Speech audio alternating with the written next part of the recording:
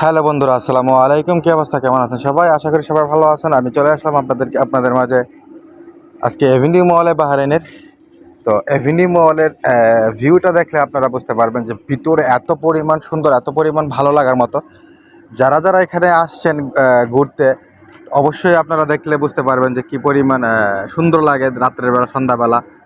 মানে এটার ভিতরের জায়গাগুলো, এই দোকানগুলো এত পরিমাণ সুন্দর আর এত মানুষের ভিড়, সেটা বলার মতো না। এখানে এত পরিমাণ মানুষ আসে মার্কেট করার জন্য প্লাস ঘোরার জন্যে, সেটা না দেখলে আপনারা বুঝতে পারবেন না। যেহেতু আমি সরাসরি দেখতেছি, মানে আমি বুঝতে পারতেছি যে কী পরিমাণ, আপনারা দেখলেই বুঝতে পারবেন।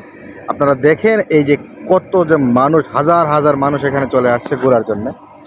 কারণ এখানে সবচেয়ে বেশি মানুষ হয় বৃহস্পতিবার আর শুক্র শনিবারে। কারণ দুই দিন ছুটি থাকে। তো ছুটির সময় সবাই আসে ফ্যামিলি নিয়ে ঘুরতে। এখানে ভালো ভালো কফি শপ আছে, ভালো ভালো বড় বড়, অনেক বড় বড় ব্র্যান্ডের এখানে শপ আছে। তো এখানে সবাই আসে। এখানে সবাই আসে ঘোরার জন্য। তো সবাই দেখলেই আপনারা বুঝতে পারবেন। এই যে দেখেন, এই যে ভিউটা অসম্ভব সুন্দর।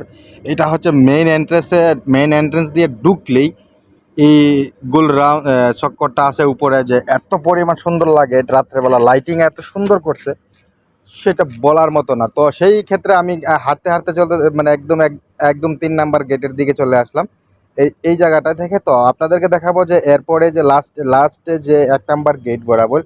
তো 1 নাম্বার গেটে কি পরিমাণ, কি সুন্দর যে গান চলতেছে, মানে ওরা গিটার বাজাইতেছে।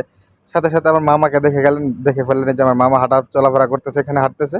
তো এখানে অসম্ভব সুন্দর, আর বলার মতো না। কি বলবো আপনাদেরকে, এই যে দেখেন ম্যাডাম কত সুন্দর করে যে, এটা হচ্ছে কি বলে আমি জানি না, বেহালা না কি জানে।